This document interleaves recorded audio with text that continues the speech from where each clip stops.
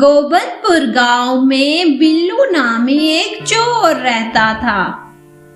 वो अपनी पत्नी की ख्वाहिशों को पूरा करने के लिए गांव के रास्ते में लोगों को लूटा करता। कई दिन हो गए हैं, तुम मेरे लिए कुछ भी नहीं लाए। आज जा तो रहा हूँ, पता नहीं तुम कब मुझसे खुश होगी। ये सब कुछ मैं तुम्हारे लिए तो करता हूँ। ये कहकर बिल्लू वहाँ से जंगल के रास्ते चला जाता है और इंतजार करने लगता है। थोड़ी देर बाद बिल्लू एक शख्स को देखता है।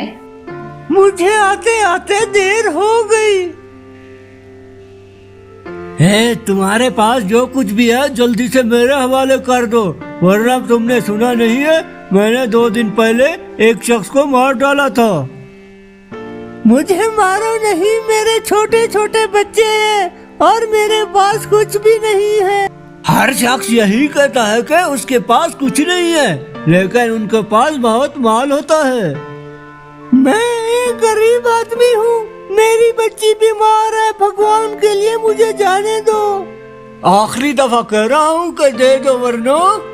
इस तरह वो शख्स बैग बिल्लू को दे देता है और परेशानी में घर रवाना हो जाता है। इधर बिल्लू पैसों से भरा हुआ बैग घर लेकर आता है।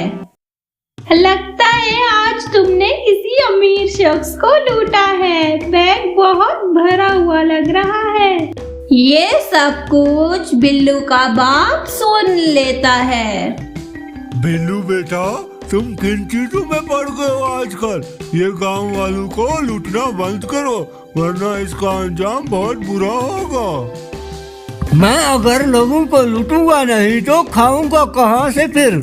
बिल्लू इस तरह अपने पिताजी की कोई बात नहीं मानता और बाहर चला जाता है।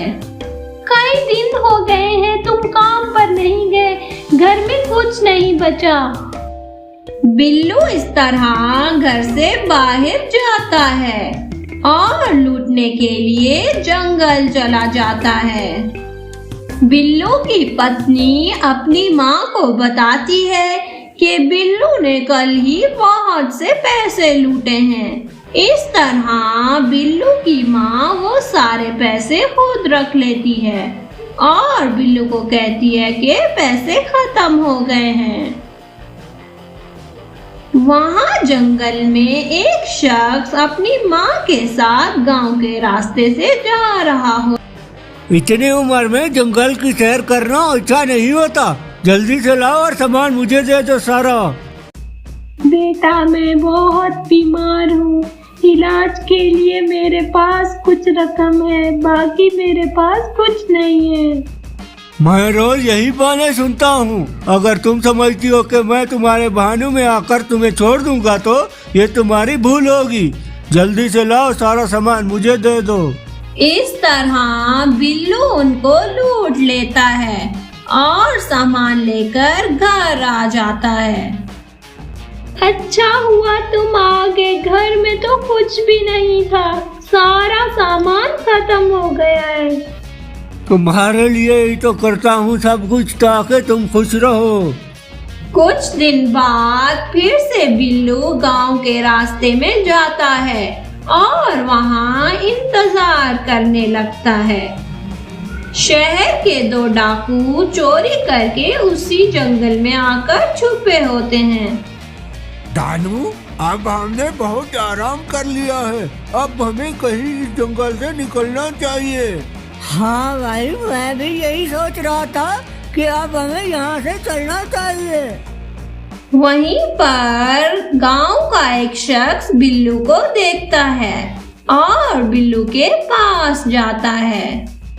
बिल्लू बेटा, तुम इस जंगल में क्यों कर रहे हो? बिल्लू उस बुजुर्ग शख्स को बताता है कि वो अपनी पत्नी की ख्वाहिशों को पूरा करने के लिए उस जंगल से जो भी शख्स गुजरता है तो वो उनको लूट लेता है। इसका अंजाम बहुत भयानक होगा बेटा। तुम अपनी छोटी सी खुशी के लिए दूसरों के घर तबाह करते हो। ये काम छोड़ दो, वरना तुम्हें इसकी सजा जरूर मिलेगी। बिल्लू उस शख्स की कोई बात नहीं मानता और वो शख्स वहां से चला जाता है। बिल्लू अब उन दोनों डाकुओं को देखता है। लगता है कोई अमीर शख्स है। जल्दी से सारा सामान निकालो, वरना तुम मुझे जानते नहीं हो। इस जंगल में सारे खून मैंने किए हैं। तुम फिर हमें भी नहीं जानते हो कि हम कौन हैं। इस धरती के सबसे बड़े डाकू हैं।